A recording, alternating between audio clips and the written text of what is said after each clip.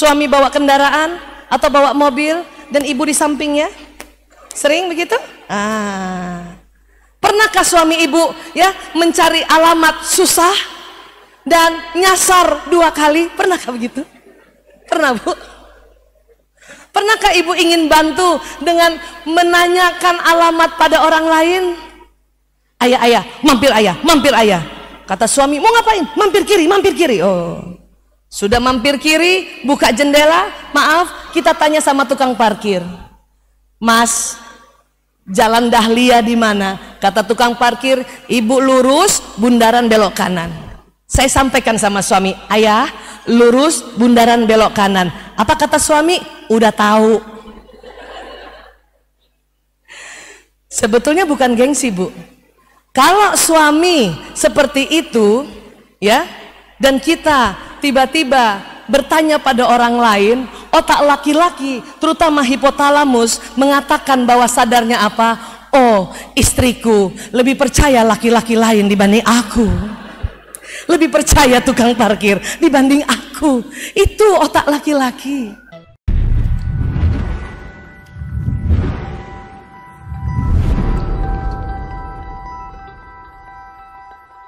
Ya, alhamdulillah, saya juga alhamdulillah sekali baru pulang dari umroh dari Mekah Madinah dan langsung ya luar kota dari Jakarta yang kami tuju yaitu Pekanbaru.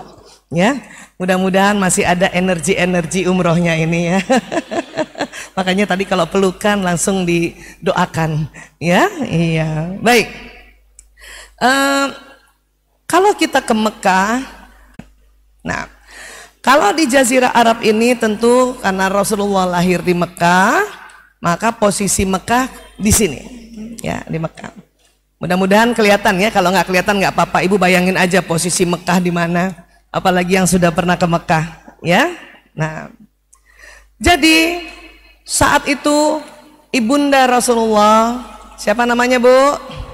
Bunda Aminah binti Wahab, ya, mengandung seorang anak, ya.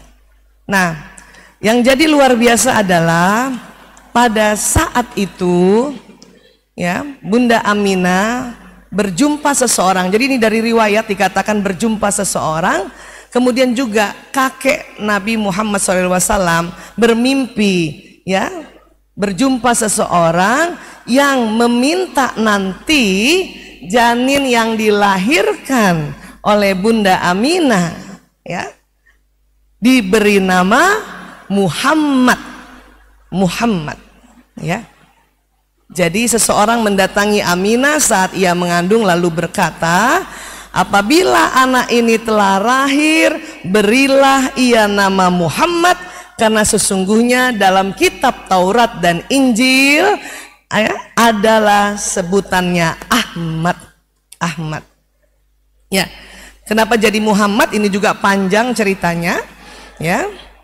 Semoga dengan nama itu dipuji oleh seluruh penduduk langit dan bumi.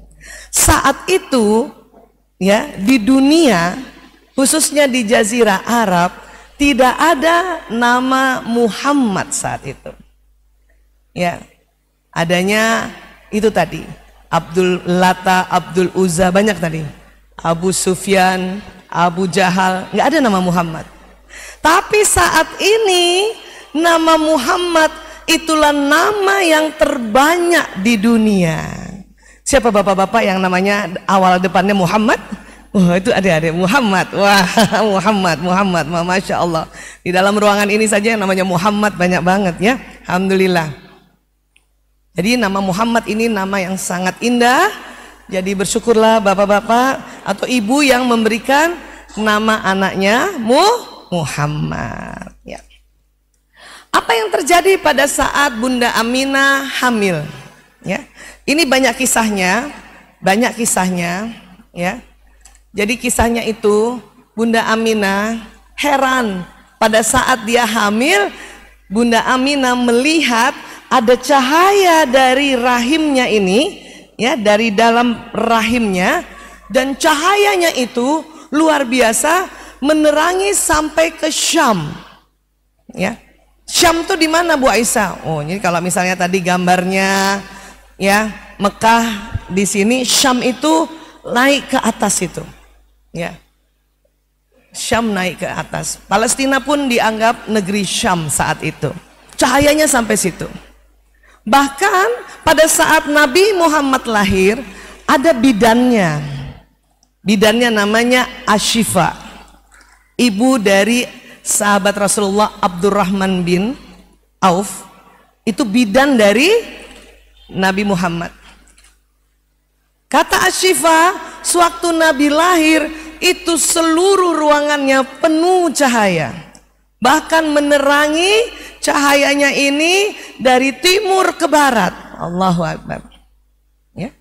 Dan banyak lagi ya informasi atau banyak lagi kisah dari Rasulullah saat di dalam rahim seorang ibu, ya, seorang ibu yang bernama Aminah bercahaya, masya Allah. Ya. Sekarang ibu, waktu ibu hamil bercahaya nggak anaknya Bu? Hah?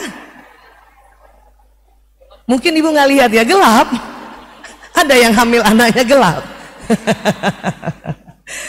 Bagaimana sih Bu Aisyah kalau zaman sekarang supaya anak kita bercahaya? Nah ini. Jadi tubuh manusia ini sebetulnya ya dipengaruhi lingkungan ya, saat dia di dalam rahim, saat lahir, masa kanak-kanak, masa remaja dan dewasa. Ya. Artinya kalau mau kita punya anak bercahaya dari dalam rahim, itu ada beberapa cara sekarang. Mudah-mudahan ibu-ibu waktu hamil sudah melakukannya. Ya. Apa tuh Bu Aisyah? Sebelum cerita ibu hamil yang sekarang, kita umatnya Rasulullah, ya. Saya mau cerita dulu tentang otak manusia. Nah ini otak manusia.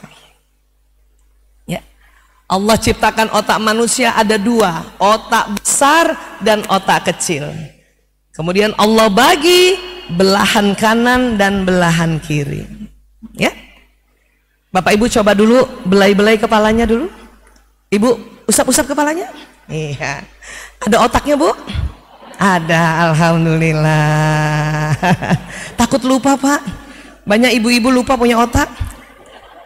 Anak sekolah aja baru ingat punya otak kalau mau ujian, baru dia pegang Allah gitu. Ibu-ibu kalau ingat punya otak kapan Bu? Kalau tanggung bulan, baru kita ingat ya Allah.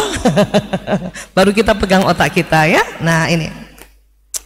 Ada apa di dalam otak manusia Allah ciptakan Bu Aisyah? Ya. Walaupun Bapak Ibu tidak sekolah kedokteran, tidak sekolah kesehatan, tapi kita harus tahu apa sih yang ada di dalam tubuh manusia. Karena ya, kalau kita semakin mengenali diri kita, ya, maka kita akan semakin kagum kepada proses penciptaan manusia dari Allah Ta'ala. Ya. Ada apa di otak? Ada ini, mudah-mudahan kelihatan. Bapak juga mudah-mudahan kelihatan ya layarnya karena ada di sini. Ya, apa itu sel otak? Ini bagus buat anak-anak lihat. Sebelah sini boleh nak duduknya nak? Sini sayang duduknya, biar kelihatan. Atau agak ke situ boleh? Ini anak-anak penting lihat ini. Ya, sel otak. Apa Bu? Sel otak. Ada berapa Bu Aisyah sel otak? Banyak sekali, ada 100 miliar sel otak. Satu sel otak, atau disebutnya kalau pakai bahasa Latin neuron, itu seperti kerjanya satu komputer yang tercanggih di zamannya. Ya. Saya lahir tahun 1968, punya 100 miliar. Ya. Pak Oka lahir tahun berapa Pak? 91, punya juga 100 miliar. Tapi otaknya Pak Oka lebih canggih dari saya. Bu Widya lahir tahun berapa? Sama 91. Bu Widya juga punya 100 miliar, tapi otaknya lebih canggih dari saya. Ya. Anak-anak lahir tahun berapa nak? Kamu lahir tahun berapa nak? 2015. Siapa namamu nak? Muhammad Lutfi. Panggilannya Lutfi. Ananda Lutfi lahir 2015. Ananda Lutfi juga sel otaknya jumlahnya 100 miliar, tetapi lebih canggih dari otaknya Pak Oka. Mohon maaf ya Pak. Jadi generasi yang lahir semakin baru, otaknya semakin canggih. Ya. Kalau umur-umur lama kayak saya, Ibu, siapa yang lahir tahun 60-an juga sama seperti saya? Angkat tangan. Oh, alhamdulillah banyak juga yang hadir lahir tahun 60-an ya. Iya, Bapak yang tahun 60-an lahir? Ada Pak? Masya Allah. Atau yang 50 barangkali? Ada yang lahir tahun 50? Luar biasa. Yang ibu-ibu yang lahir tahun 70-an? Ada? Alhamdulillah banyak di sini ya. Yang 80? Alhamdulillah. Wow, lebih banyak yang 80 rupanya ya. Yang 90? Lebih banyak lagi. Kamu kayaknya 2020 ya? Enggak. 2000. Ya. Jadi semua manusia lahir dengan jumlah otak 100 miliar. Hanya memang semakin muda usianya semakin canggih. Apa canggihnya Bu Aisyah? Otak semakin muda usianya semakin banyak menampung data-data peristiwa. Ya. Kalau otak yang kayak saya 60, 50 ya, itu otak yang bukan canggih tapi tangguh. Wah. Ya Bu, jadi ibu yang lahir 60-an 50-an otaknya tangguh ya Bu. Iya, saking tangguhnya kalau terbentur tidak apa-apa. Anak-anak ya memang canggih, tapi hati-hati, mereka tidak boleh dibenturkan otaknya. Bahkan dilabrak saja, dihardik saja, otak mereka bisa cepat goyang karena semakin canggih. Ya, makanya sekarang kenapa orang tua diminta belajar bagaimana ilmu parenting agar tidak sedikit-sedikit marahin anak, hardik anak, cubit anak. Ya, memangnya apa yang terjadi di otak ini? Ya, kita lihat.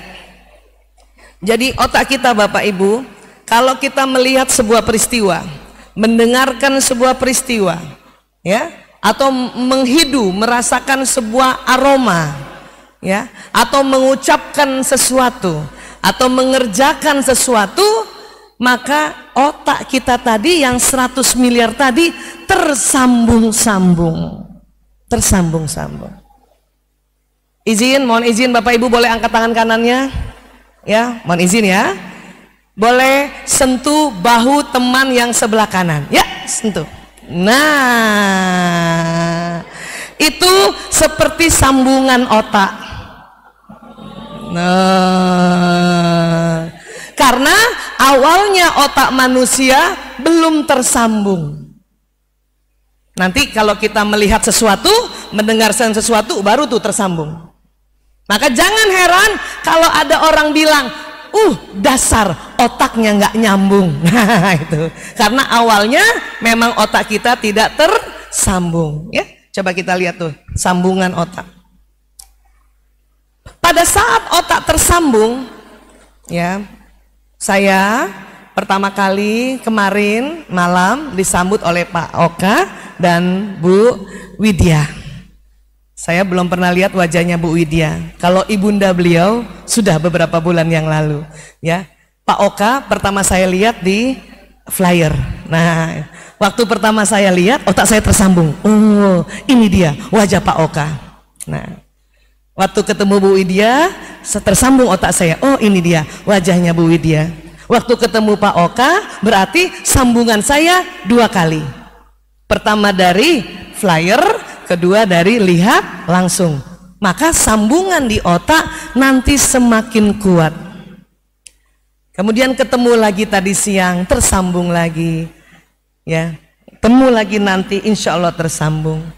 Pak Ulfan hari ini tersambung otak saya terhadap wajah Pak Ulfan, ya. Kemudian beliau tadi ngomong, bicara sebagai MC, sebagai moderator, tersambung lagi di otak saya, ya, warna suara Pak Ulfan. Seperti itu kerja otak. Semakin sering kita bertemu seseorang, semakin kuat sambungannya, artinya semakin ingat memorinya. Begitu juga pada saat kita belajar, sewaktu kita belajar pertama kali tersambung otak kita, waktu belajar 2 kali tersambung 2 kali, waktu belajar 3 kali tersambung 3 kali, waktu belajar 4 kali tersambung 4 kali. Itulah makanya pada saat kita belajar perlu kita ulang-ulang, perlu kita murojaah, agar sambungan otak ini tersambung berkali-kali sehingga daya ingat kita kuat. Ya. Nah, sekarang tadi Bu Aisyah bilang bagaimana caranya supaya ibu hamil anaknya bercahaya. Ya. Jadi ya, otak kita sambungannya kayak gini ya, Bapak Ibu ya. Mudah-mudahan kelihatan gambarnya. Situ juga bisa kelihatan, di sini bisa kelihatan, tersambung. Itu yang terjadi di otak manusia. Allahu Akbar. 1 detik ada 2 juta sambungan. Masya Allah ya. Nah sekarang dari otak ke badan, ini mohon maaf ya, kita belajar tubuh manusia ya. Kalaupun Bapak Ibu tidak lihat gambarnya, coba rasakan di badannya. Ada namanya sistem saraf. Sistem saraf, ya. Sistem saraf kayak gitu, jalan di sumsum tulang belakang, kemudian jalan ke seluruh tubuh. Sistem saraf ini kerjanya seperti kabel listrik, karena di otak tadi ada listrik. Listrik juga jalan di badan. Listrik itu akan jalan lewat sistem saraf. Membawa apa listrik itu? Membawa pesan, ya. Membawa pesan-pesan dari mana? Pesan dari otak. Bahkan pesan apa yang kita ucapkan. Bapak Ibu datang ke sini itu karena badan Bapak Ibu diperintahkan oleh sebuah pesan yang Bapak Ibu sudah canangkan dari rumah. Bisa baru tadi ba'da asar, bisa kemarin karena baru lihat pengumumannya kemarin. Jadi waktu lihat pengumuman di Masjid At-Taqwa Muhammadiyah Pekanbaru ini akan ada maulid, ada tablik akbar. Kemudian ibu katakan dalam hati ibu, insya Allah saya hadir. Ya kan Bu? Nah, karena ibu punya pesan insya Allah saya hadir, jalan di badan ibu. Sehingga inilah yang membawa badan ibu bisa sampai hadir di sini. Ya. Mungkin ada juga yang datang karena diminta oleh pasangannya. Ada Bu? Yang datang ke sini disuruh suami. Ada Bu? Banyakan siapa yang datang ke sini dengan kemauan sendiri? Alhamdulillah. Tapi izin suami ya Bu? Izin. Siapa yang bawa suaminya ke sini? Oh, Masya Allah. Ya. Bapak yang datang ke sini sendiri nggak sama istri ada? Ada juga. Ya, jadi ini badan jalan. Sehingga badan ini akan jalan melakukan pesan apa yang kita sebutkan. Maka innamal a'malu binniyat, ya. Sesungguhnya amal atau aktivitas, ya, atau action istilahnya, ya, dimulai dari niat. Karena setiap yang kita niatkan, baik secara zahir diucapkan maupun secara sir, ya, dibatinkan, itu jalan di sistem saraf ini. Maka badan ini melakukan hal-hal yang kita niatkan. Terkadang sama, orang melakukan sesuatu, pergi ke kantor sama pergi ke kantor, tapi yang beda niatnya. Ada orang pergi ke kantor dengan niatan apa? Ya, mau niat pokoknya daripada di rumah nanti nggak enak dilihat tetangga, maka pergi ke kantor. Ada yang begitu, ya. Tapi ada juga yang niat bahwa pergi ke kantor menjemput nafkah keluarga. Ada juga yang menambahkan niatnya, ya Allah, saya ke kantor menjemput nafkah keluarga lillahi ta'ala. Itu akan beda nanti. Bedanya di mana? Cara kerjanya. Ya. Mungkin yang niatnya tipis-tipis saja, biasa-biasa aja cara kerja, badannya bekerja cuman ya tipis-tipis saja, tidak giat. Tapi kalau tadi niatannya menyebut lillahi ta'ala, Allahu Akbar, Allah memberikan tambahan kekuatan bukan dari badannya langsung, tetapi karena kalimat lillahi ta'ala itu akan menjadi sebuah kekuatan. Dan akhirnya orang yang melakukan sesuatu itu walaupun capek, walaupun penat, ya tetap rasanya semangat. Seperti itu ya. Nah ini sekarang ibu hamil bagaimana Bu Aisyah? Nah, ibu hamil ini, ananda kita yang ada di dalam rahim, apa yang dimakan, apa yang diminum, apa yang diucapkan, apa yang dilihat, apa yang didengar dan dilakukan ibu akan masuk ke janin. Ya. Rahim seorang ibu Allah pinjam untuk apa? Menciptakan manusia. Kalau masih dalam rahim kita sebutnya janin. Nanti kalau sudah keluar baru disebutnya bayi. Ya. Seperti itu ya, Bu. Nah, kalau apa yang dimakan diminum itu nanti masuk ke dalam janin lewat ada yang namanya plasenta. Kemudian plasenta ya akan nanti ada tali pusar ke pusarnya janin.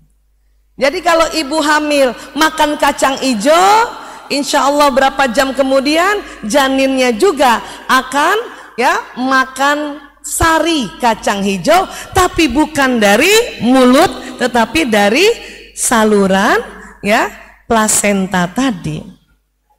Kalau ibu hamil makan pindang patin, atau patin kita makan ya, nanti janinnya juga makan sari ikan patin. Kalau ibunya makan duren, anaknya juga sari duren. Seperti itu ya. Nah ini yang terjadi sebetulnya. Tapi kenapa bisa Bu Aisyah? Apa yang dilihat ibu, apa yang diucapkan, apa yang diingat, apa yang dirasakan, kok bisa terekam di dalam otaknya janin? Karena memang otak janin pada saat di dalam rahim sudah bekerja, Bu. Sudah tersambung-sambung. Bahkan di trimester pertama, 3 bulan pertama sudah mulai tersambung-sambung. Kalau ibu nonton sesuatu, siapa yang masih suka nonton sinetron? Waktu hamil kemudian nonton sinetron, kalau sinetronnya sedih, maka nanti terekam di otak bayi bahwa ibu sedang sedih. Kalau ibu nonton sesuatu yang lucu-lucu, terekam di otak bayi juga sesuatu yang lucu. Ya. Bahkan bukan hanya ibu melihat sesuatu nih, karena lewat sistem saraf. Seorang ayah bicara pada ibu yang hamil, kemudian ibu ini menangkap suaranya ayah, maka nanti suara ayah jalan ke sistem saraf, terekam juga di otaknya janin. Itu makanya ayah yang rajin mendampingi istrinya waktu hamil, maka sewaktu bayinya lahir, kemudian bayinya nangis, ayahnya datang, ayahnya cerita, atau ayahnya bicara, bayi biasanya diam tenang karena sudah terbiasa dengar suara ayahnya. Yang cilaka kalau sewaktu ayahnya datang, dia tambah nangis, tetapi waktu tetangganya datang, dia tenang. Ah, itu yang bahaya. Berarti waktu ibu hamil yang sering nemenin tetangga, Bu, Pak, ya, ibu RT maksudnya. Paham ya? Iya. Dan apa yang diucapkan ibu itu juga makanya mengapa ibu hamil harus hati-hati bicara, karena dia akan terekam di otak janin. Ibu pernah kalau salah bicara, Walau alam, ini apakah di sini sama di daerah-daerah lain? Ibu pernah nggak kalau salah bicara waktu hamil, terus ibu bilang amit-amit cabang bayi gitu, sambil ketok-ketok meja, gitu Bu? Sama di sini juga begitu? Oh sama ternyata. Sebetulnya kalau nanti ibu hamil lagi, lebih tepatnya kalau ibu salah bicara, ibu salah melihat sesuatu, salah mendengar sesuatu, lebih bagus ibu katakan na'udzubillahi min zalik. Perlu ketok-ketok nggak Bu Aisyah? Nggak perlu Bu.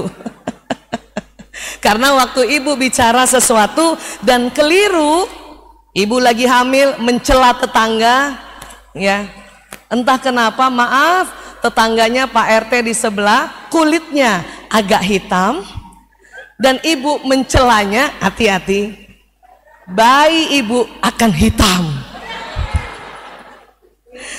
Itu ya, walaupun belum ada riset ilmiahnya, tapi itu yang terjadi.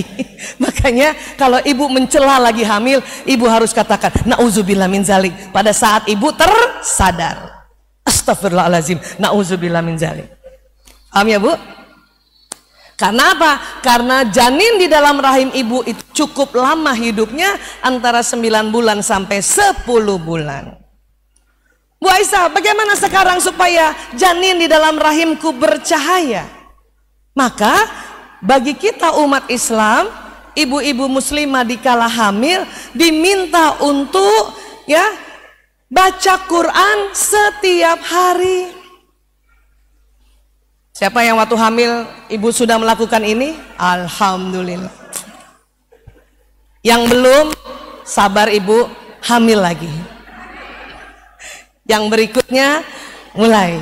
Barangkali dulu cuman sepekan sekali baca Qurannya, nanti hamil berikutnya ya setiap hari ibu baca Quran. Masya Allah. Ya, dan otak janin pada saat ibu baca Quran tersambung-sambung otaknya, ya, tentang apa yang ibu baca. Satu huruf Al-Quran Allah berikan pahalanya 10 kebajikan. Dan rupanya ahli neuroscience pernah merekam pada saat ibu hamil baca Quran, ya, kemudian ada USG di rahim ibu itu, ya, USG itu bertambah terang, tambah bercahaya. Gitu. Paham ya Bu? Bu Aisyah, boleh nggak kalau kita hamil main TikTok? Seperti itu? Sebetulnya karena sekarang era digital, boleh saja. Yang penting isi dari yang kita lihat adalah informasi-informasi yang bermanfaat. Kalau ibu nonton TikToknya, maaf, orang joget-joget, maka itu bisa kerekam juga di otaknya janin seperti itu, ya. Nah, jadi sewaktu kita seorang ibu hamil 9 sampai 10 bulan janin di dalam rahimnya, inilah yang diminta oleh Allah Ta'ala agar kita melakukan hal-hal kebaikan. Agar apa? Agar otak janin merekam sejak dalam rahim. Kemudian sudah hampir 10 bulan, waktunya dia dilahirkan. Baik dilahirkan secara spontan atau dilahirkan secara operasi sesar. Setelah lahir, bayinya ini ya memang sengaja oleh dokter, oleh bidan untuk ditangiskan. Supaya apa? Agar paru-parunya bekerja. Setelah itu dibersihkan dulu darah-darahnya. Kemudian dipanggil ayahnya datang ke dalam. Untuk apa Bu? Diazankan. Diazankan telinga kanan, dikomatkan telinga kiri. Maka pada saat pertama kali sang ayah, atau jika ayahnya tiada atau ayahnya sedang dalam tugas, siapa yang ada di rumah? Kakeknya. Kakek nggak ada pamannya. Atau siapa? Ya, laki-laki yang ada di dalam rumah itu. Maka pada saat diazankan di telinga kanan, coba ibu lihat ya, tersambunglah saraf-saraf yang ada di bagian telinga kanan tentang lafaz azan. Ada syahadat di situ, betul Bu? Iya. Ada ajakan sholat di situ. Ada ajakan untuk mencari atau merebut kemenangan di situ. Nah, makanya saya waktu tugas di rumah sakit di bagian anak, kalau ada bapak-bapak azannya cuman bisik-bisik, saya suruh ulang. Ulang Pak. Kalau bapak bisik-bisik gak kedengeran Pak, ulang. Nanti bayi yang lain ya ikut mendengarkan. Gak apa-apa Pak. Bayi yang lain memang sudah diazankan oleh ayahnya, bapak azan, dia mendengarkan 2 kali agar di telinganya tersambung lagi azan berkali-kali. Kadang seorang ayah saking gembiranya anaknya lahir ya, yang tadinya hafal lafaz azan ini kebalik-balik. Makanya saya suka kasih contekan, Pak, kayaknya Bapak gemeter. Iya Bu Aisyah, ini anak pertama saya Bu Aisyah. Sebetulnya saya hafal azan. Ya, mending supaya Bapak ya tidak keliru. Ini baca aja lafaznya ya Pak. Ya. Baik digendong kah atau ditaruh di tempat tidurnya kemudian dilafazkan azan di telinga kanan, qomat di telinga kiri, maka ini yang terjadi Bu, tersambung-sambung. Ya. Kita cerita Maulid Nabi Rasulullah, tentu kita mengaitkan dengan kelahiran dari anak-anak kita. Atau nanti ibu-ibu yang ya anaknya sudah menikah dan nanti lahir cucu, nah dan kemudian mantunya belum sempat datang ke sini belajar tentang ini, nanti ibu yang sampaikan ya, neneknya yang sampaikan ya, eyangnya yang sampaikan ya. Di sini kalau kakek bahasa Rionya apa di sini panggilnya? Dato. Dato. Kalau nenek? Nenek juga ya? Iya. Kalau orang Bugis kakek nggak ada. Laki-laki perempuan nenek semua sebutnya. Paling ada nenek Aji paling gitu ya. Iya. Paham ya? Ya. Setelah diazankan biasanya di dalam kehidupan keluarga muslim ada yang diminta juga pada anak yang baru lahir, walaupun bukan wajib, hukumnya sunnah muakkad. Apa itu? Akikah. Kenapa? Ada salah satu ya perintah untuk mengakikahkan seorang bayi yang baru lahir dengan memotong kambing di hari ke-7-nya kah, di hari ke-14 kah, di hari ke-21 atau kelipatan 7 berikutnya, untuk menggadaikan anak ini atau menebus sesuatu. Karena Bapak Ibu, di otak manusia, di bagian tengahnya, ini kita lihat gambarnya ya, ini. Tadi pagi saya juga bahas ini. Siapa yang tadi pagi ikut dan hari ini hadir juga? Oh, Masya Allah, Alhamdulillah banyak ya. Iya, masih ingat tadi pagi kita belajar otak emosi. Otak emosi itu ada di tengah otak Pak. Tadi pagi juga saya sudah sampaikan ya, ukuran otak emosi manusia itu yang di tengah otak sebesar kepalan tangan masing-masing. Coba Bapak Ibu kepalkan tangan begini. Nah, bayangkan dia ada di dalam otak Bapak Ibu, di tengah otak, di tengah. Sebesar inilah otak emosi Bapak Ibu. Ya. Coba sekarang Bapak Ibu kepalkan tangan. Kemudian ya, bandingkan dengan teman kanan kiri, mana yang lebih besar? Bapak, siapa yang lebih besar Pak tangannya Pak? Bukan berarti juga yang tangannya lebih besar emosinya lebih besar, bukan berarti itu Pak.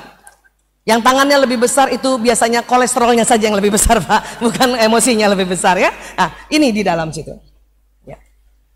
Biasanya otak emosi ini ya disebut otak mamalia, otak binatang mamalia gitu ya. Jadi bukan hanya manusia saja yang punya otak emosi, hewan mamalia punya otak emosi. Itulah mengapa diminta ya, bayi lahir setelah diazankan ya, diberi nama, kemudian dipotongkan hewan mamalia yang halal, yang thayyib, yaitu kambing atau lembu atau domba, bisa juga sapi. Tapi yang paling banyaknya kambing, karena kambing mamalia. Laki-laki berapa kambing kalau kita akikahkan, Pak? Kalau anak laki-laki 2, perempuan berapa? 1. Bu Aisyah, kenapa laki-laki 2? Perintah Allah. Tetapi semakin hari semakin terungkap rahasianya kenapa laki-laki 2 kambing, Bapak? Karena rupanya otak laki-laki lebih besar dibanding otak perempuan. Sehingga otak emosinya juga lebih besar dari perempuan, sehingga harus kita potongnya 2 kambing. Walaupun bukan 2 kalinya otak perempuan, tetapi karena lebih besar itu perlambangannya. Ya. Sehingga apa? Pada saat ya kita mengakikahkan bayi ini, itu untuk banyak hikmah. Hikmah pertama bahwa kita mematuhi syariat dalam ad-dinul Islam. Hikmah kedua, kita bisa ya berbagi atau mengundang tetangga dalam rangka bersyukur bahwa anak kita sudah lahir, namanya Fulan bin Fulan atau Fulanah binti Fulan. Ya. Karena kambing yang dipotong ya 1/3 untuk dibagikan fakir miskin, 1/3 untuk dihadiahkan pada tamu-tamu yang hadir, 1/3 untuk makan sendiri. Paham ya, Bu? Ada ibu-ibu tanya sama saya, Bu Aisyah, bisakah akikah kita potong ayam? Saya bilang, otak yang mau ditebus otak mamalia, Bu, bukan otak unggas. Jadi tidak bisa ayam, harus kambing. Kalau ibu mau potong ayam untuk temani potongan kambing, boleh. Paham ya, Bu?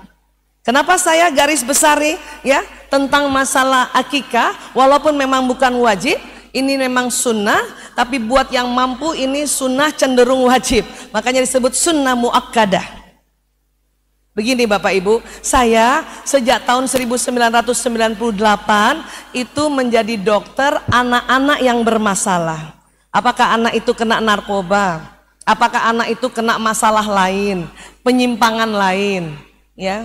Kemarin saya ngobrol-ngobrol sama ya Pak Oka, Pak Eko, kemudian Ibu Widya dan teman-teman waktu tadi malam dan tadi pagi, bahwa saat ini banyak juga anak-anak kena kasus LGBT yang lahirnya normal, kok kenapa anak laki-lakinya tertarik pada laki-laki bukan pada perempuan? Anak perempuannya lebih tertarik pada perempuan. Tertariknya itu tertarik dalam bentuk bukan hanya tertarik biasa tetapi lebih lagi. 98 ya, saya mulai bekerja itu sampai detik ini juga. Ada anak yang waktu menyimpang mudah dipulihkan. Ada anak yang susah sekali dipulihkan. Kalau anak sudah susah dipulihkan, biasanya orang tua kami panggil. Dan saya suka iseng-iseng tanya, Pak, anaknya sudah diakikah belum? Banyak sekali mengatakan belum, Bu Aisyah. Oh, dalam hati saya, pantasan. Kenapa? Karena otak binatangnya belum sempat ditebus gadainya.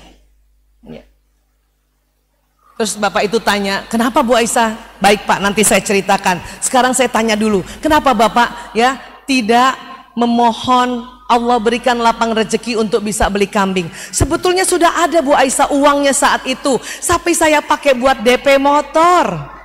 Nah, itu sering terjadi tuh. Niatnya untuk akikah, pas sudah terkumpul, tergoda untuk beli DP motor kah, DP kulkas, DP mesin cuci. Ya.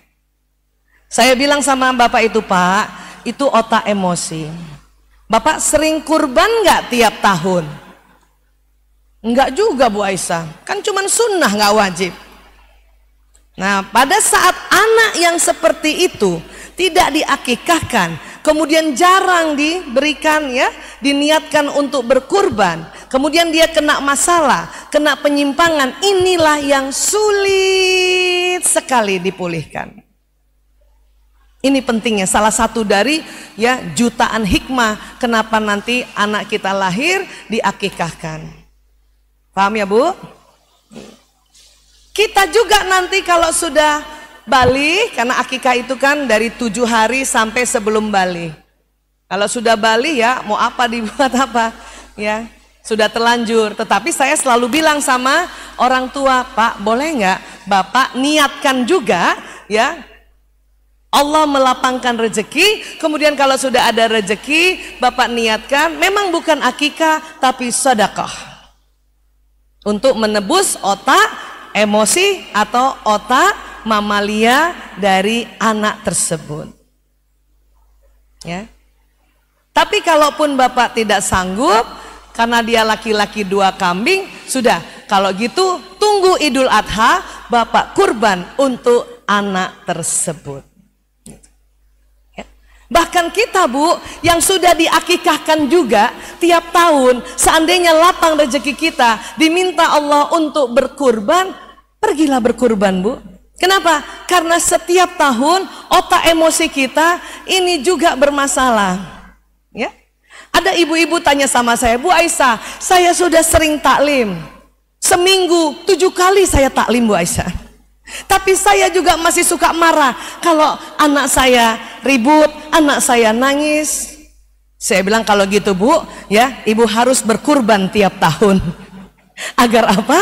Agar otak emosi ibu ya tertebus dengan kurban ibu juga. Itu salah satu manfaat kurban yang dikaitkan dengan neuroscience, ilmu otak.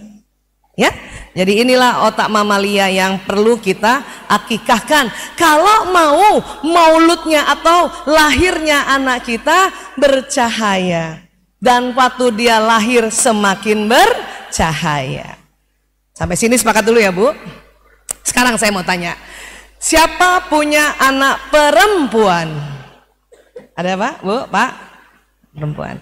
Siapa punya anak laki-laki?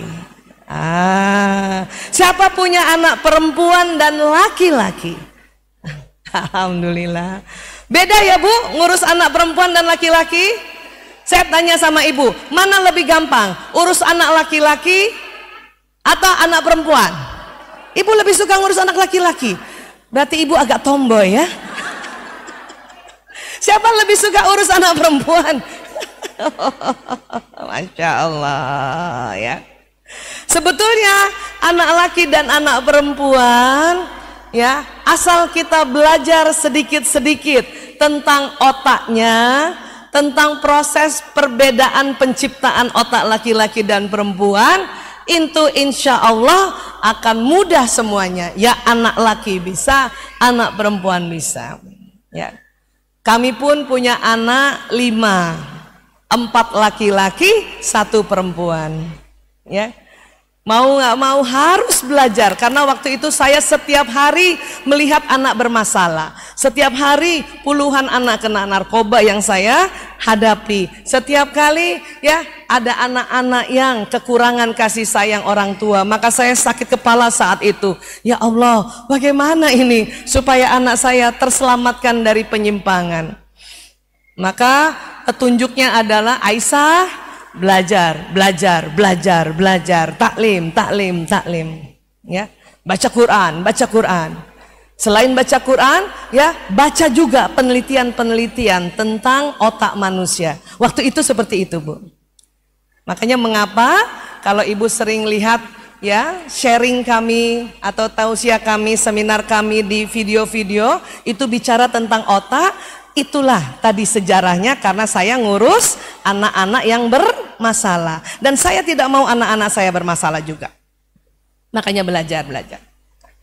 Yang luar biasa ternyata pada saat bayi lahir, di dalam otaknya yang 100 miliar, itu ilmuwan menemukan ada yang namanya ya neuron cermin, atau sel otak yang kayak cermin. Itu jumlahnya sekitar 30% dari 100 miliar.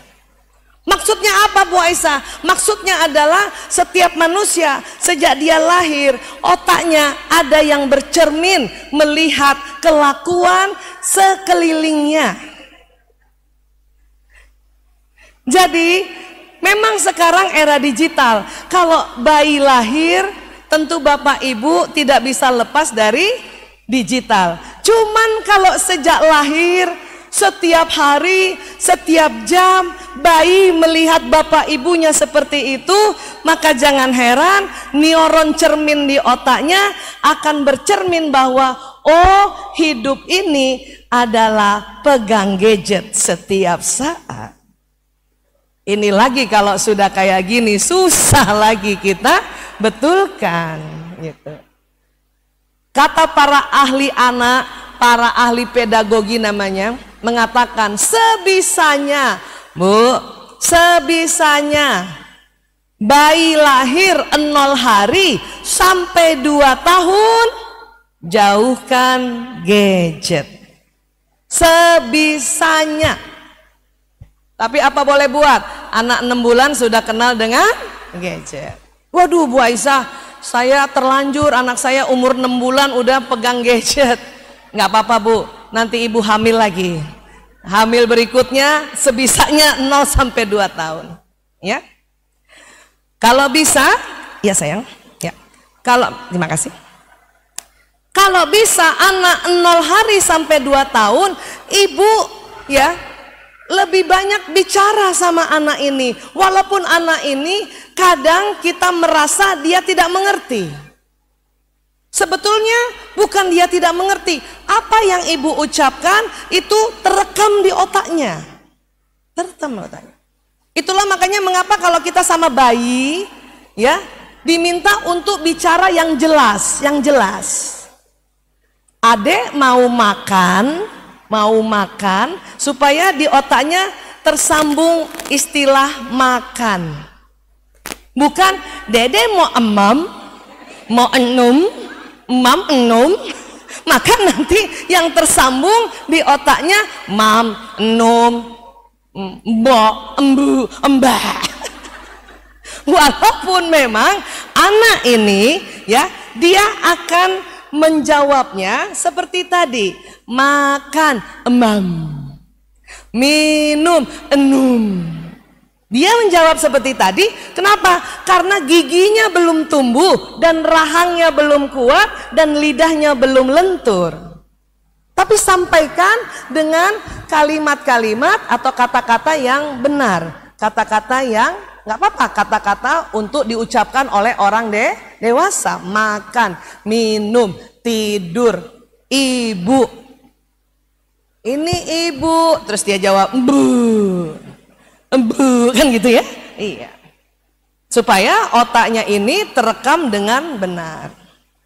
Dan jangan salah, bayi kecil sewaktu lihat ibunya ya pada saat waktunya kemudian sholat di sampingnya, sholat, menegakkan sholat di sampingnya, maka bayi ini sebetulnya sudah terekam di otaknya untuk bagaimana dia sholat. Dan sebetulnya apabila kakinya sudah kuat, dia langsung bisa sholat.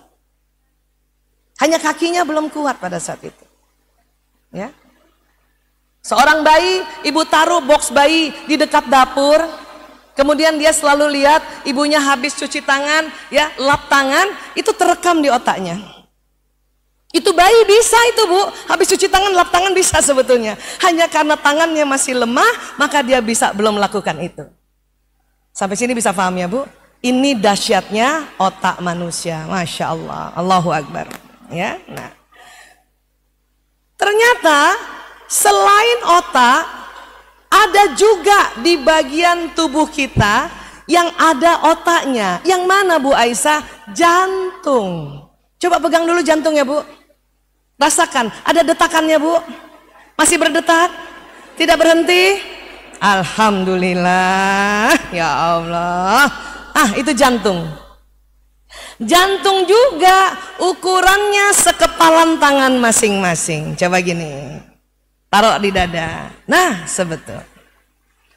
Bu, ibu pernah Kak kalau lagi foto gayanya begini? Kalau ibu begini ngomongnya apa? Korea banget sampai Pekanbaru juga. Ibu, ini sebetulnya perlambangan jantung dengan tangan seperti ini. Coba ibu perhatikan jantung tuh. Ya, ini badannya sekepalan tangan, ini nih aorta yang kayak jempol itu. Kalau kita begini, jempol ini sebetulnya yang ini. Apa itu aorta? Pembuluh darah yang nanti jalan ke seluruh tubuh. Terus kalau ibu begini, yang telunjuk nih, telunjuk ya, ini yang ini nih Bu. Ya, itu arteri yang nanti jalan dari paru-paru, ada juga nanti vena yang jalan dari seluruh tubuh. Jadi kayak gini tuh jantung. Atau lebih tepatnya kolbu. Boleh tidak? Sekarang kalau lagi foto begini nggak ngomong sarangyo tapi my kolbu, sip, jantungku, gitu Bu. Ya, iya. Karena ini sesungguhnya jantung. Selama ini kita taunya jantung memompa darah ke seluruh tubuh. Tahun 91 ditemukan bahwa di jantung manusia di daerah serambi kanannya, pernah belajar serambi kanan Ibu? Ternyata ada sel otak juga. Ada sel otak juga. Kalau di otak manusia jumlahnya 100 miliar, di jantung manusia sel otak jumlahnya 40.000 neuron. Makanya ada orang yang belajar sesuatu hanya sampai otak, tapi ada orang yang belajar sesuatu tersambung sel otak yang di otak, tersambung juga sel otak yang di kolbunya. Karena pada saat kita belajar sesuatu, ya, sel otak yang di dalam jantung juga tersambung-sambung. Itulah yang disebut kita belajar sampai lubuk hati yang paling dalam, gitu. Memang di Indonesia sering kolbu diartikan hati, karena zaman dulu ya perbendaharaan kata-kata itu baru adanya hati belum jantung. Secara anatomi hati yang di sini nih Bu. Pegang dulu sininya Bu. Itu lever. Ya. Pernah bergetar hatinya Bu di sini? Mana yang bergetar? Di sini apa di sini? Di sini. Pernah Ibu, ya Allah, aku deg-degan. Ibu pegang di sini, enggak kan? Iya, sebetulnya yang bekerja ini adalah jantung. Ini yang disebut the power of kolbu. Memang ditemukan tahun 91 penelitian ini. Tapi ulama besar kita Imam Al-Ghazali lebih duluan bilang bahwa di kolbu manusia ada suara Tuhan. Imam Al-Ghazali menemukannya di tahun 1110 Masehi. Kenapa kok titik? Karena 40.000 itu bentuknya kayak titik. Dan kata Imam Al-Ghazali ada suara Tuhan di situ. Barulah lagi tahun 1998 di sebuah institusi yang namanya Institute of Hermet, kerjasama Inggris dengan Arab Saudi, menemukan bahwa betul di dalam kolbu sudah ada sambungan tentang apa yang Allah mau. Sebagian ulama yang ikut dalam penelitian itu mengatakan, kalau begitu di jantung manusia semua sewaktu baru lahir sebetulnya sudah ada sambungan Al-Quran, tetapi masih tipis. Itulah makanya kita disuruh baca Quran, mengaji dan mengkaji berulang-ulang agar sambungan yang tipis semakin tebal. Dan nanti kolbu kita yang menuntun kehidupan kita. Kadang kolbu ini bisa bicara sama otak, karena otak sering akal-akalan. Kolbu yang kita bisa kuatkan tadi dengan apa yang Allah mau. Banyak hal yang Allah mau, makanya kita perlu ngaji, mengkaji Bu, supaya kolbu kita ya yang tadinya sudah ada sambungan tipis Al-Quran semakin tebal. Rasulullah Sallallahu Alaihi Wasallam, siapa yang pernah baca sirah Rasulullah di usia 4 tahun, pada saat masih di keluarga ibu susu beliau, ya, Halimatus Sa'diyah beserta saudara susunya saat itu, Sedang bermain-main, tiba-tiba datang seseorang yang ganteng, putih, bersih, bercahaya, ya, mengambil Rasulullah usia 4 tahun, membelah dadanya, mengeluarkan jantungnya, dicuci di air zam-zam, dikembalikan lagi. Supaya apa? Supaya Al-Quran yang sudah ada di kolbu Rasulullah saat itu langsung dibersihkan atas perintah Allah Ta'ala. Nabi dibersihkannya begitu. Tapi kita umat Muhammad tidak mungkin lagi dibelah. Paham ya Bu? Bagaimana caranya membersihkan? Itulah baca Quran, mengaji dan mengkaji.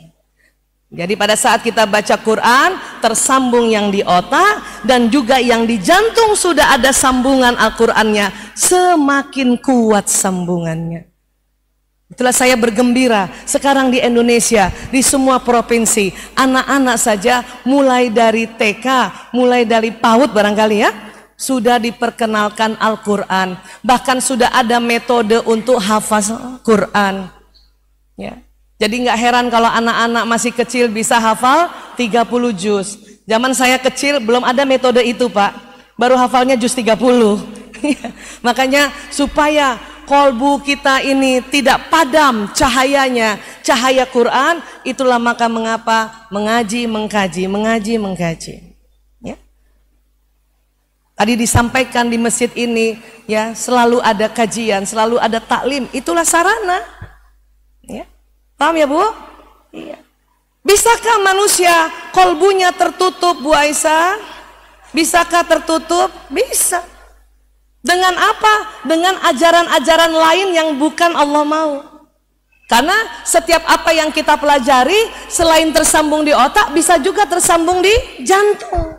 Ini yang bahaya nih. Ini yang bahaya. Zaman dulu sekolah Islam sedikit. Baru ada Muhammadiyah. Luar biasa Muhammadiyah. Ya. Saya dulu sekolah di Jakarta, selain Muhammadiyah, sekolah Islam Al-Azhar.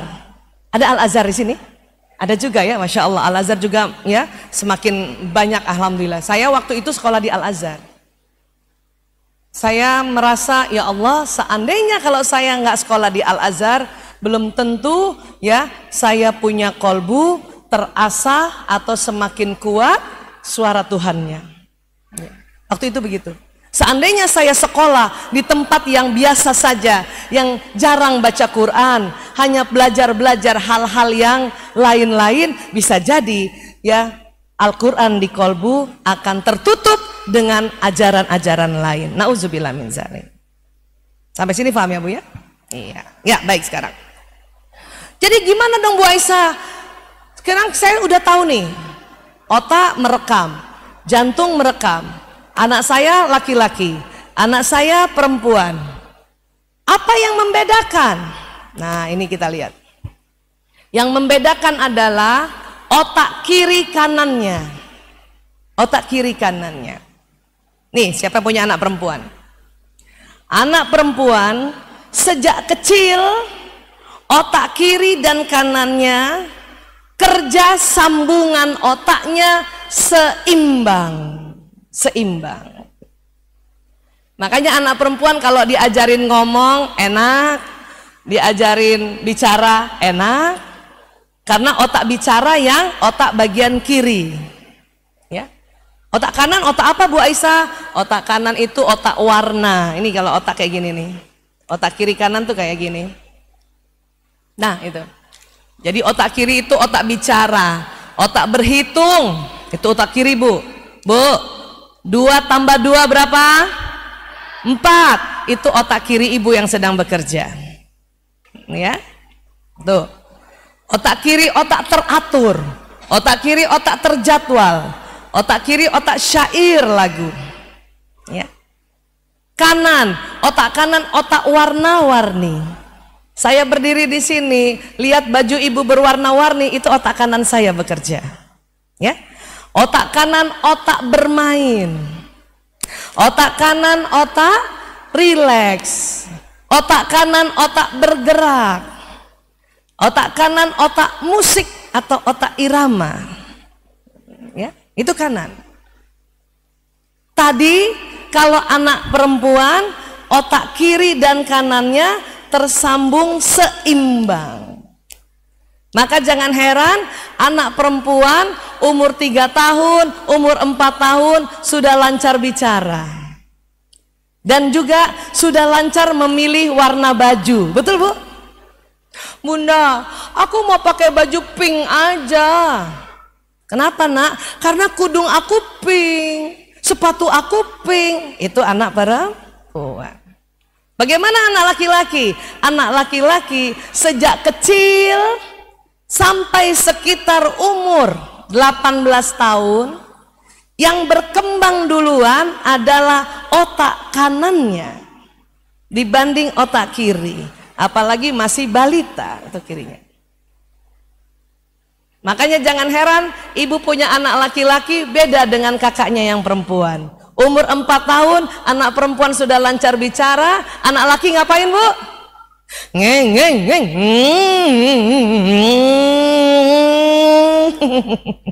Karena otak kanan dia main, mulutnya itu main musik. Ketawa anak. Ngomongnya cuman sedikit, apa? Din-din, ya gitu. Itu anak laki-laki. Ya, paham ya Bu? Itu anak laki-laki. Makanya jangan heran anak ibu waktu balita yang laki-laki habis nonton Batman pulang jadi Batman, habis nonton Spiderman pulang jadi Spiderman. Jangan heran juga anak laki-laki ibu suruh duduk tenang cuman 3 detik karena otak kanannya yang bekerja. Beda sama anak perempuan.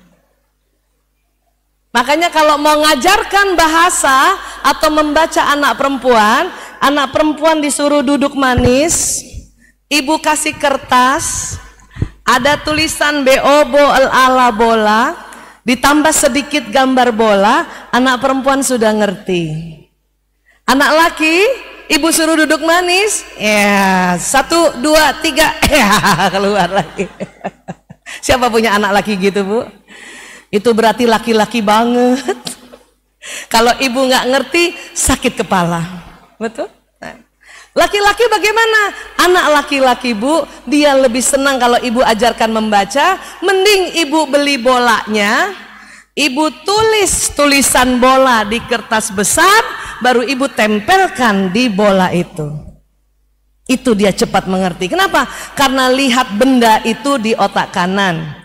Bola yang warna-warni itu otak kanan, dan bola yang bentuknya 4 dimensi bisa dimain-mainkan itu otak kanan. Otak kirinya baru tersambung. Paham ya Bu? Kapan dong Bu Aisyah otak kiri anak laki-laki juga selebar otak kanannya? Di atas umur 18 tahun. Siapa yang masih punya anak laki-laki TK dan SD? Angkat tangan. Sabar sampai dia mahasiswa. Ya. Anak laki sewaktu mahasiswa, baru keren, baru terlihat hebatnya, baru terlihat otak analisanya, baru terlihat keteraturannya. Selama belum 18 tahun, anak laki-laki ibu senangnya main, senangnya lihat benda, senangnya bergerak. Ya. Apalagi sekarang era gadget, senangnya pegang gadget, berarti anak ibu laki-laki banget. Ya, kenapa? Karena otak kanannya yang berkembang duluan. Kenapa Allah kasih anak laki-laki otak kanannya berkembang duluan? Karena ini persiapan untuk menjemput nafkah untuk keluarga, otak kanan. Ini persiapan untuk laki-laki bekerja. Ini persiapan untuk laki-laki kreatif. Ini persiapan untuk laki-laki bisa banyak punya pekerjaan yang dinamis di luar rumah. Ini sebetulnya. Ya. Perempuan kenapa Allah kasih otak kiri kanannya seimbang dari kecil? Karena mau dipersiapkan jadi istri. Karena mau dipersiapkan jadi ibu. Ya. Siapa yang anak perempuannya waktu SD ketua kelas? Ada? Anak perempuan waktu SD bisa jadi ketua kelas, SMP bisa jadi ketua OSIS. Kenapa? Otak kiri kanannya seimbang. Ya. Tapi nanti sewaktu mahasiswa, laki-laki lah yang jadi pimpinan. Ketua senat kalau mahasiswa laki-laki apa perempuan, Pak? Laki-laki. Ketua BEM mahasiswa laki-laki apa perempuan? Laki-laki. Karena otaknya sudah seimbang sewaktu dia mahasiswa di atas 18 tahun. Perempuan waktu mahasiswa kembali fitrah, seksi konsumsi, bendahara, sekretaris, paling banter ketua 1 atau ketua 2, itu perempuan. Tetapi yang the topnya pimpinan adalah laki-laki. Makanya ibu bersabarlah yang anaknya belum 18 tahun, ya. Nah, apa kehebatan dari otak laki-laki? Nah, ini lihat ya, Bu. Di dalam otak ada bentuk segitiga. Segitiga. Ya, kita menyebutnya bahasa Latinnya hipotalamus. Hipotalamus. Hipotalamus. Apa, Bu? Hipotalamus. Saya minta maaf, tidak bisa di-Indonesiakan karena kesepakatan internasional untuk organ tubuh manusia pakai bahasa medis, yaitu bahasa Latin. Tapi boleh juga kok majelis taklim kita ini belajar sedikit-sedikit bahasa Latin. Jadi sampai di rumah kita bisa bilang sama anak-anak kita, "Nak, kita punya hipotalamus." Asik. Bentuknya segitiga di dalam otak, ya. Laki-laki ada hipotalamusnya, perempuan juga ada hipotalamusnya. Namun Allah ciptakan hipotalamus laki-laki ukurannya 2,5 kali lebih lebar dari perempuan. 2,5 kali lebih lebar dari perempuan. Seandainya yang ungu itu hipotalamusnya laki-laki, ini di gambar ini, maka hipotalamus perempuan hanya sebesar ini saja, nggak ada setengahnya. Bu Aisyah, apa fungsi hipotalamus? Banyak, termasuk fungsi keseimbangan juga hipotalamus. Tapi yang saya mau perkenalkan malam ini ada 4 fungsi, sehingga kita bisa saling faham, ya. Apa fungsi hipotalamus? Pertama, pusat menjaga keamanan. Kalau laki-laki ukurannya 2,5 kali lebih lebar, maka siapa lebih jago menjaga keamanan? Laki-laki atau perempuan? Laki-laki. Di surat An-Nisa disampaikan oleh Allah, "Ar-rijalu qawwamuna 'alan nisa."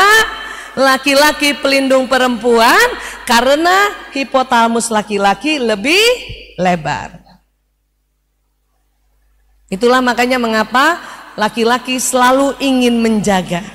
Bahkan dari kecil, siapa punya anak laki-laki? Ibu ingat nggak? Sejak kecil, walaupun anak laki-laki senang bermain, tapi kalau ibu sakit, dia yang jaga ibu. Walaupun sambil main di depan pintu. Saya punya 4 anak. Pernah saya dirawat waktu anak saya masih kecil-kecil. 4 anak itu sambil main game watch, dia berdiri di depan pintu. Jadi seketika ada orang yang mau besuk, dia tanya, "Om dari mana? Tante dari mana? Mau apa?" "Ibu, aku sakit." Walaupun sambil bermain, ya. Tetapi anak laki-laki sejak kecil selalu ingin menjaga keamanan ibunya, selalu ingin menjaga keamanan kakak perempuannya, selalu ingin menjaga keamanan adik perempuannya. Anak laki-laki tidak menjaga keamanan ayahnya. Walaupun dia tidak belajar hipotalamus, tapi karena ini fitrah, bawah sadar laki-laki mengatakan, anak laki-laki, buat apa jaga keamanan bapak saya? Karena hipotalamus bapak saya juga lebar, juga besar.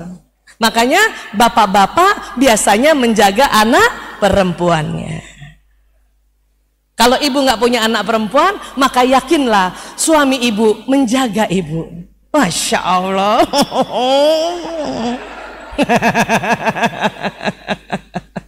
Paham itu, Bu? Yakini itu, ya. Nah, apa yang dijaga, Bu Aisyah? Semua. menjaga keamanan dirinya, menjaga keamanan istrinya, menjaga keamanan anaknya, menjaga keamanan rumahnya, menjaga keamanan ekonomi. Kalau bekerja pada negara, menjaga keamanan negara. Kalau dia menjadi seorang pimpinan yang begitu banyak timnya di bawah, maka dia menjaga keamanan timnya ini semua. Itu jagonya laki-laki. Maka disinilah laki-laki diangkat jadi pimpinan apabila anggotanya variasi. Kecuali kalau anggota kita semua perempuan, seperti tadi Ikatan Wanita Sulawesi, anggotanya semua perempuan, pimpinan harus perempuan, tidak apa-apa.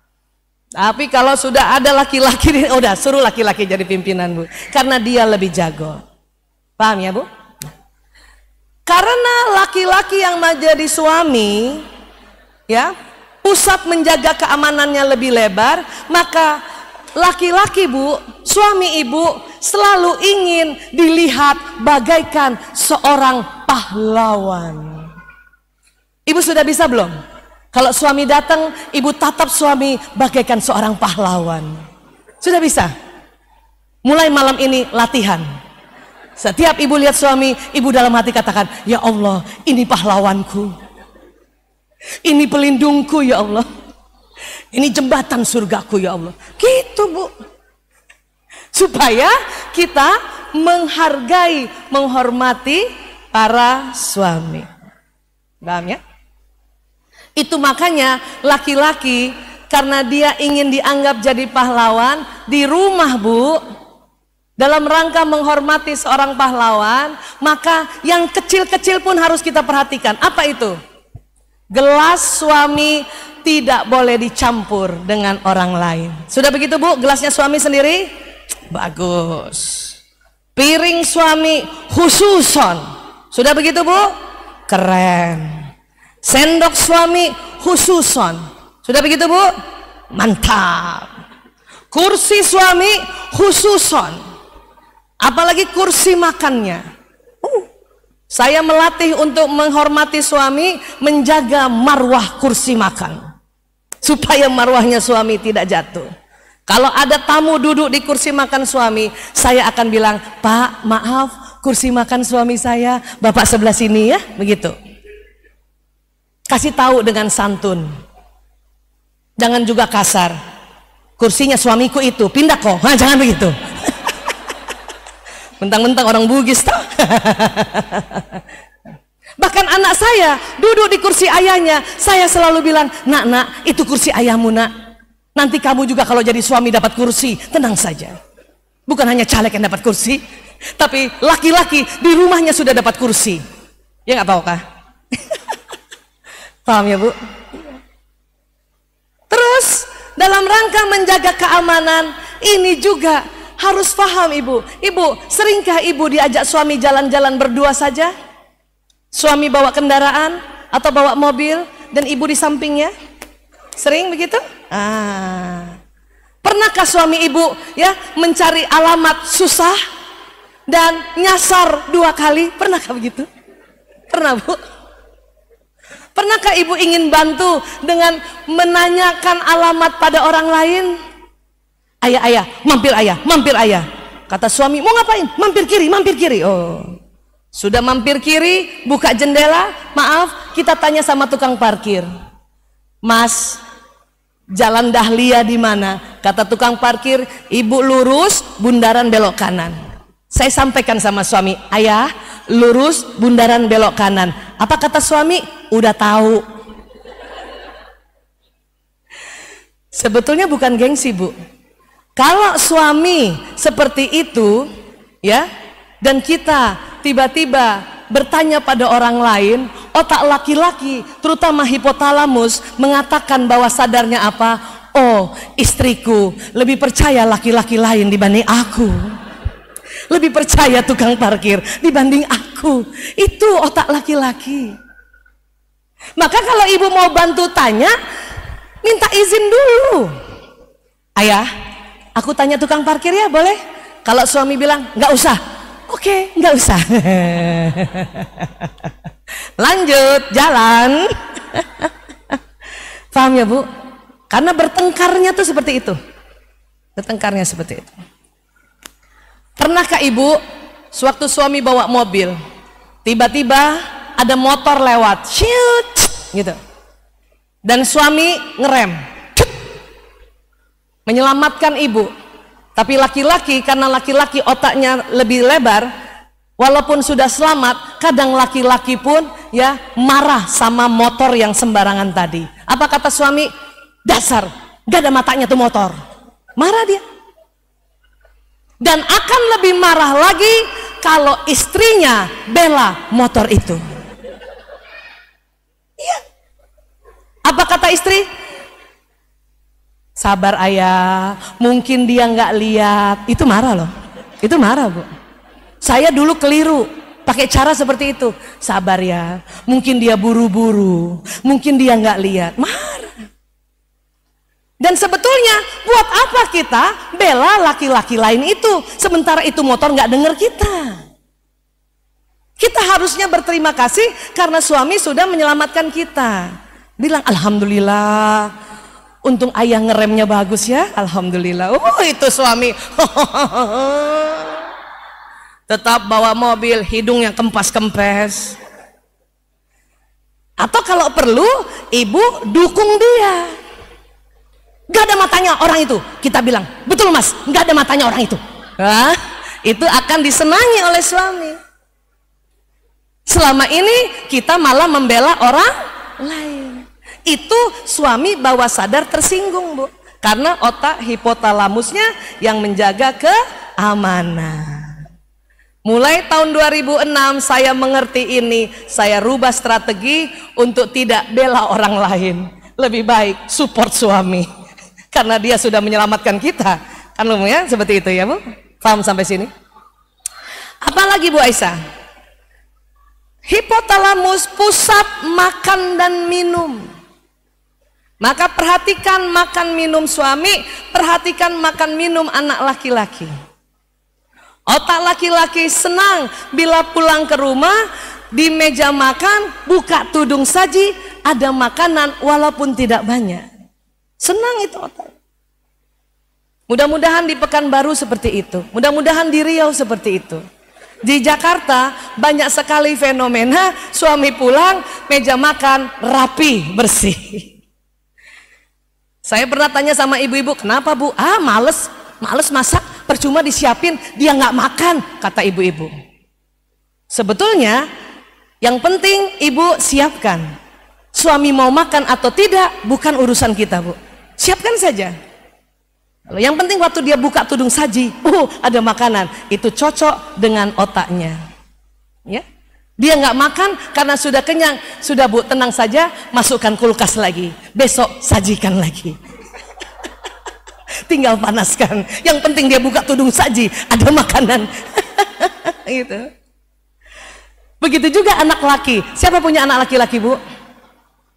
Pantang, nasihati anak laki-laki dikala dia lapar dan haus, nggak mau dengar. Anak laki bu, dia sedang kerjakan PR, tinggal 1 nomor, 9 nomor dia sudah kerjakan, 1 nomor kurang, kemudian dia bilang, bunda, aku lapar. Lebih baik kasih makan dulu. Ibu-ibu kalau anaknya minta makan, karena pusat makan ibu-ibu kecil, apa kata ibu-ibu? Nanti aja nak, tanggung 1 nomor lagi, kerjakan 1 nomor lagi ya. Ini yang bikin anak laki-laki marah. Karena kalau anak laki-laki bilang saya lapar, itu berarti sudah setengah jam dia lapar. Begitu juga kalau laki-laki suami ibu bilang aku lapar bunda, itu berarti mungkin sudah setengah jam sampai 1 jam dia lapar. Ya. Maka ibu segera bergegas, apakah yang bisa dimasak, apakah ya sebisanya, apa yang bisa dipanaskan, panaskan, apa yang bisa dimasak, dimasak. Kalau ibu mau selamat dunia akhirat, ya, karena ini memang pusat makan dan minum, ya, itulah makanya, ya, ini kita perlu perhatikan nih makan minum. Walaupun bukan ibu yang masak, nggak masalah. Saya nggak bisa masak atau tidak jago masak. Ya, masak yang simpel-simpel iya, tapi nggak mahir memasak. Suami saya hanya bilang, yang penting ada makanan di meja makan. Kamu masak sendiri kah? Atau pesan sama orang lain? Atau GoFood? Tidak masalah. Yang penting ada makanan. Paling tidak, ya, apa yang disuka suami itu, ya, snacknya apa? Peganannya apa? Untung suami saya sukanya kuaci. Jadi gampang gitu. Nyuguhkan kuaci. Dia datang minum harus siap, ya. Apalagi pusat tidur. Pusat apa, Bu? Pusat apa, Bu? Maka jangan heran ibu masih ngobrol-ngobrol sama suami di tempat tidur, belum selesai ibu ngobrol, suami sudah tidur. Seperti itu? Seperti itu, Bu? Bukan hanya suami ibu, semua laki-laki di dunia seperti itu. Ya? Karena banyak ibu-ibu merasa suaminya saja yang seperti itu. Suamiku nggak asik, kenapa? Aku masih mau ngobrol, dia sudah tidur. Ya, dan percuma ibu ganti suami, akan begitu juga otaknya. Cuman casingnya doang yang beda. Lebih baik ikut taklim, lebih baik belajar supaya paham. Ya. Dulu saya juga tidak mengerti soal ini, Bu. Padahal kami nih waktu menikah, saya dokter, suami saya dokter. Ilmu ini baru ada di Indonesia, masuk di Indonesia 2006. Saya menikah 92 sampai 2006 bertengkarnya hanya karena perbedaan otak saja. Lagi ngomong suami tidur, rasanya saya mau cubit Pak Oka. Terbersit rasanya mau ganti suami. Tapi ternyata percuma. Ya. Tapi setelah tahu bahwa memang otak laki-laki pusat tidurnya lebih lebar, dan bersamaan pusat tidur itu juga pusat menjaga keamanan, sehingga pada saat suami tidur malah saya rasanya kasihan. Ya Allah, sudah tidur tambatan hatiku, Masya Allah, sudah tidur pahlawanku, Masya Allah. Makanya strateginya dirubah. Saya dulu waktu suami lagi di tempat tidur masih bisa diajak ngomong 15 menit, 30 menit. Apa yang saya lakukan? Saya kebanyakan rapikan lemari, bersihkan ya peralatan-peralatan skincare. Ya, suami kita biarkan di tempat tidur. Setelah beres, baru saya pikir setelah beres temani suami ngomong. Baru 3 menit ditemani ngomong, sudah tidur. Terbalik, dirubah. Maka sekarang tidak. Saya lihat suami saya tempat tidur, saya tahu ada sekitar 15 menit masih bisa diajak bicara. Saya tidak rapi-rapikan lemari dulu, saya tidak apa-apa dulu di dalam kamar itu. Ya, kalau orang Bugis bilang mapat tasa, nggak usah dulu mapat tasa. Ya, lebih baik temani suami dulu ngobrol. Setelah dia tidur, barulah kita bebenah-bebenah di situ, Bu. Itu caranya. Kalau ibu mau mendapatkan 15 menit ngobrol-ngobrol sama suami, walaupun ibu yang ngomong, suami cuman jawab gitu, gitu Pak. Bapak ketawa. Bu, sekali lagi, bukan cuman suami ibu yang kita ya, semua suami-suami seperti itu. Kenapa begitu? Siapa pernah dengar saya punya cerita kalau di media sosial bahwa bicaranya laki-laki lebih sedikit dengan perempuan? Siapa pernah dengar? Ya, berapa laki-laki komunikasi per hari? 7.000. Perempuan berapa komunikasinya per hari? 20.000. Tuh Pak, istri Bapak 20.000, Bapak cuma 7.000. Dulu juga sewaktu suami kalau jawab cuman saya belum ngerti itu, belum mengerti, belum belajar.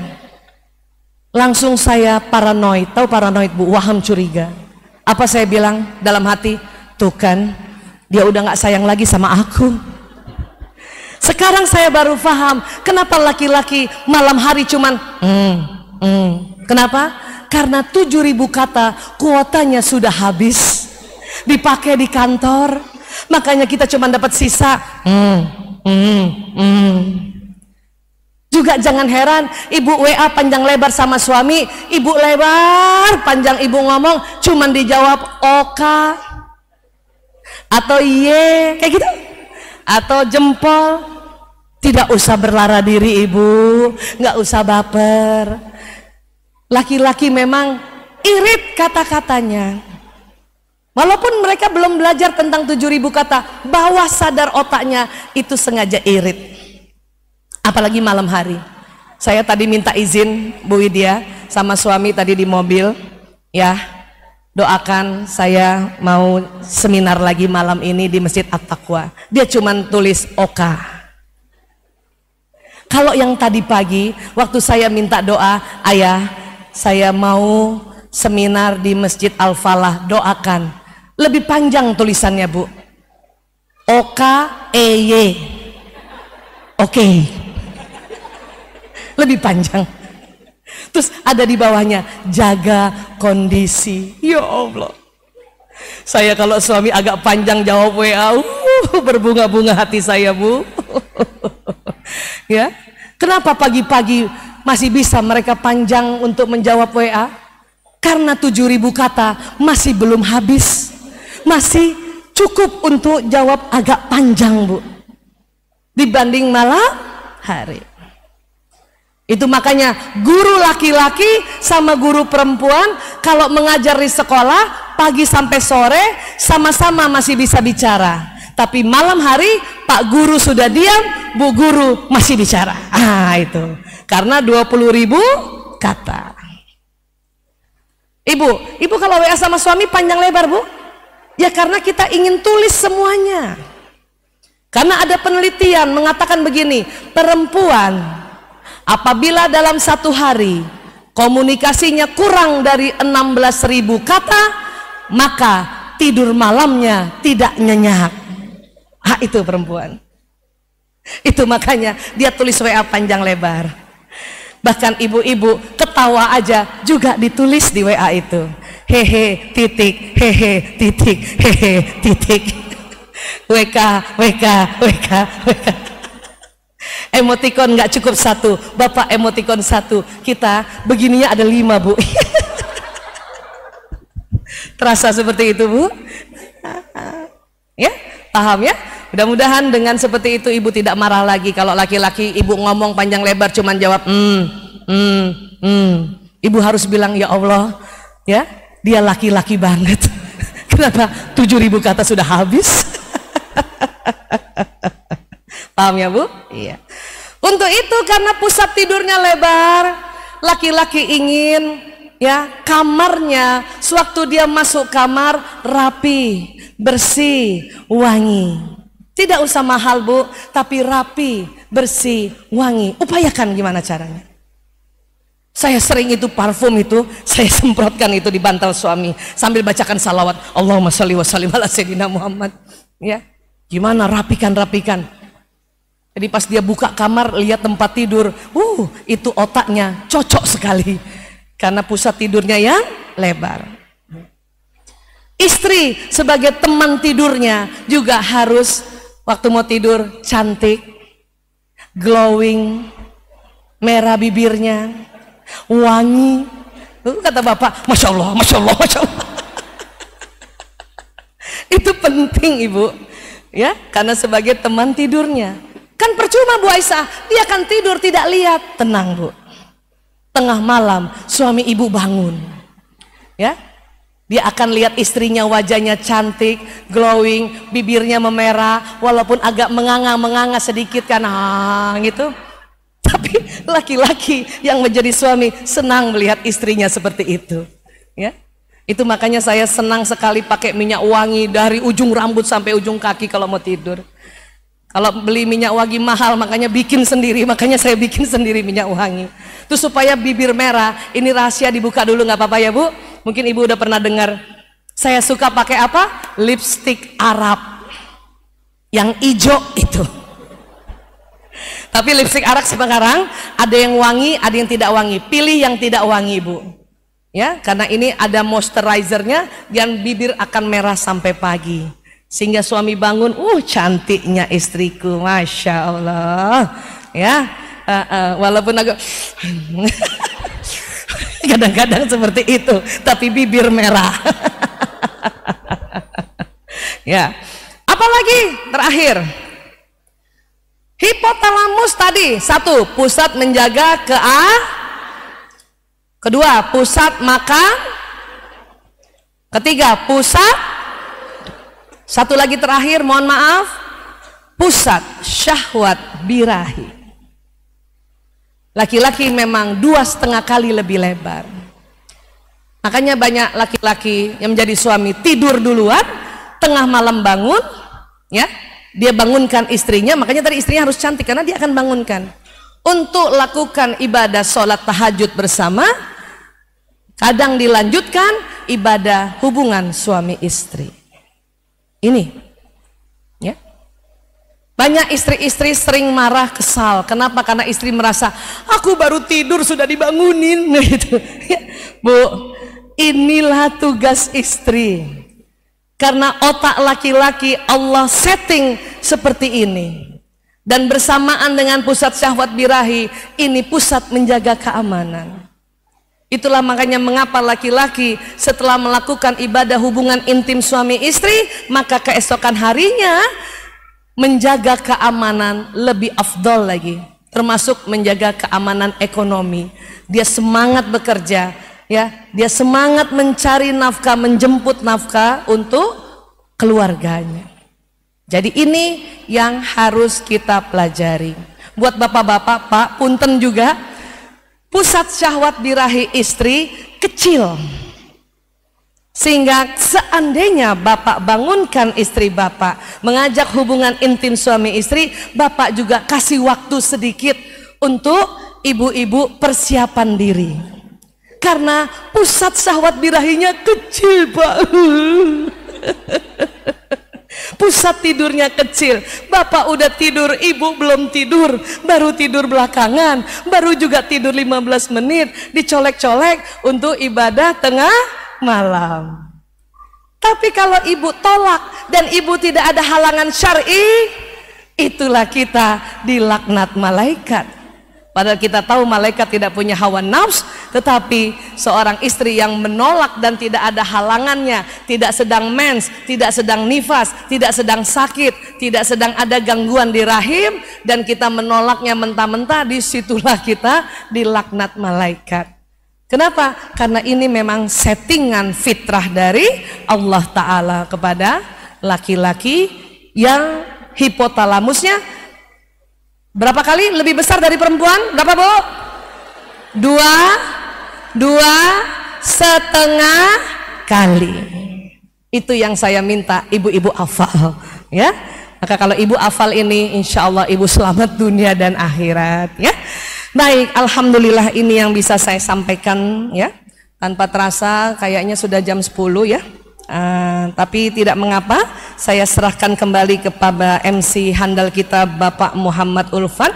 Tafadhal Pak Ulfan, ya. Apakah dilanjutkan acaranya ataukah ada tanya jawab? Monggo, tafadhal, terserah Pak Ulfan, silakan.